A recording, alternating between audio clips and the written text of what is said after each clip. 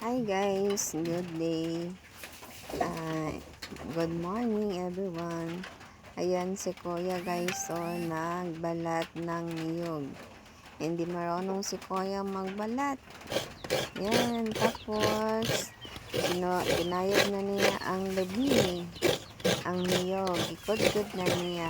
Isa ka buok, ipakain kay Insay. Din si Insay nakahibga pa. Magpasok tayo, na siya tayo.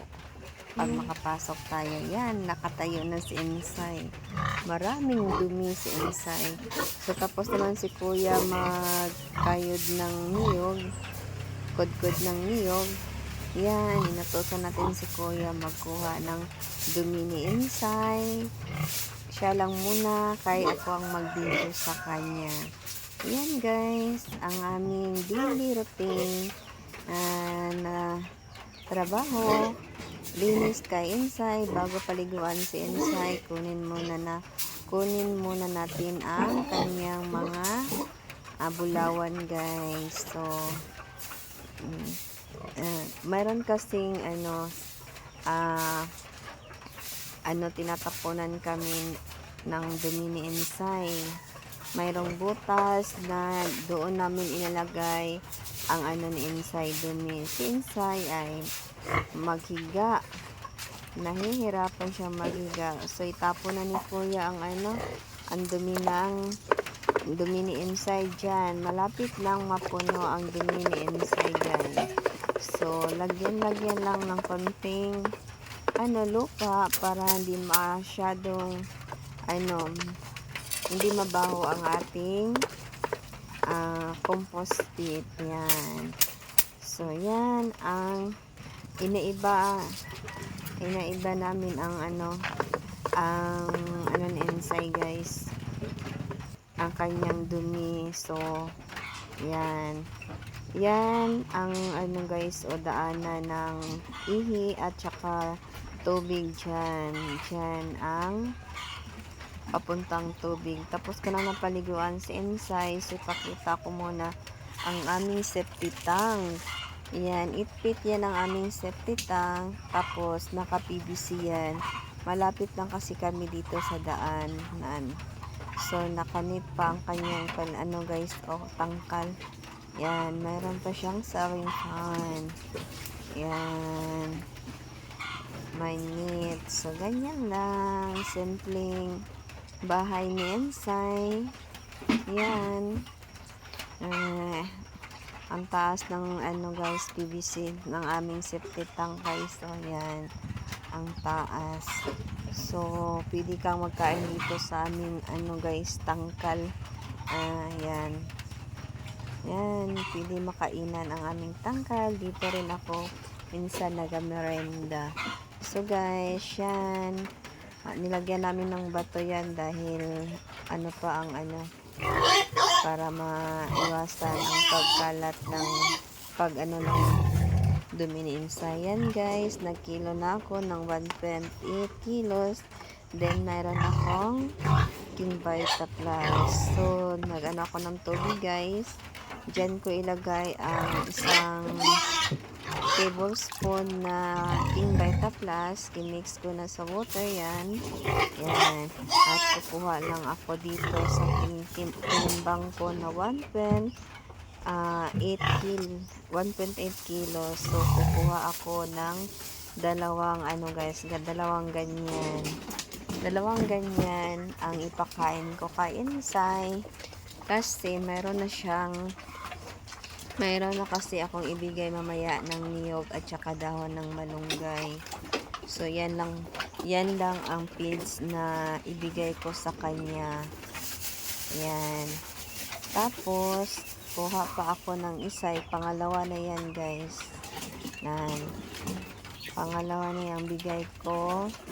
Ganyan lang karami. Then, so, enough na. Lagyan ko na rin na yan na para na siya guys, budget for one day ang 1.8. So ito na ang gimix ko na King Vita Plus na i-ano ko sa kanya, itubig, i-water ko sa kanya guys. Yan. Nasarapan talaga si Insay.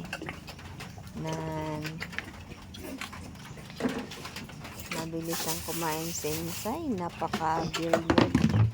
So, takpan na natin ang ating ang ating feeds na tahop umay, tahop mais at gisting. 10 kilos na tahop umay. So, pinapakain natin si Insay ng niyog. Yan, isang buong niyog ang kinayod ni Kuya. Taga morning, nabigay ako sa kay Insay ng ganyan. Isang niyog na kinayod. Then, yan, naubos na kanina yung dalawang, ang una kong bigay na dalawang yahong maliit. Tapos mayroong King Vita Plus. Mayroong King Vita Plus guys. Yan, yung sarapan talaga si Insay. Yung pagatas ang niyog. So, lagyan din natin yan. Dahon Ang bilis kumain ni Insay. Insay. Nasasarapan sa kanyang pagkain. Ubusin muna natin yan ang nasa langganan na niyog. At saka, bago natin lagyan ng dahon ng Binigyan ko na ng kamunggay. Yan na Yan lang guys, ang alternatibo kong paraan para makabudget ako sa pagpakain ng aking alaga. Ika 100 days na niya ngayon. So bukas, 101, bukas na lang po ako magpuporga sa aking inahin. 101 days. Sa ngayon, enjoy muna si bukas Insay tayo sa kanyang mag-order sa pagkain. kanya guys. Yan. Bukas tayo mag-order. Ang kanyang so, pagkain. Pakainin na muna natin. Malapit ng maubos. Budget na ang kanya. Ang pagkain ni parang Insay. ang agahan niya. Sa pag ko ngayon, kahit dalawang over, ay malakas ang ulan. cup. Kanina sa pagpakain ko, Ayun, hindi po gamay. malakas ang ulan. Pero ngayon naman Ngayon, sa dahon malakas ng na. malunggay at saka niyog. So, ganyan lang. So, mamayang tanghali, ibigyan na lang natin si Insay ng isang isang napakalakas ng ulan.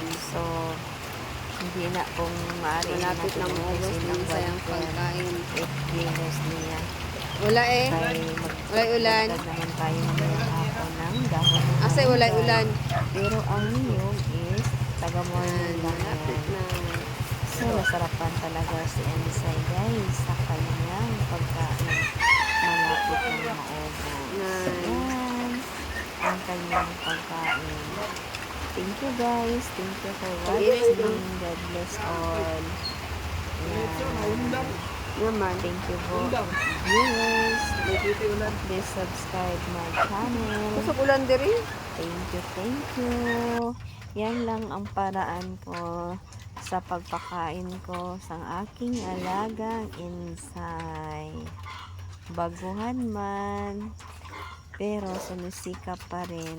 Sana maging okay. So, yan guys, ang kanyang pagkain. Yan. Masarapan talaga si Insay. Parang nakukulangan siya sa kanyang pagkain. Yan. Ika 100 days na niyang buntis ngayon. Yan lang kalaki ang kanyang tiyan. Aywan ko kung anong lahi ni Insay. Thank you guys.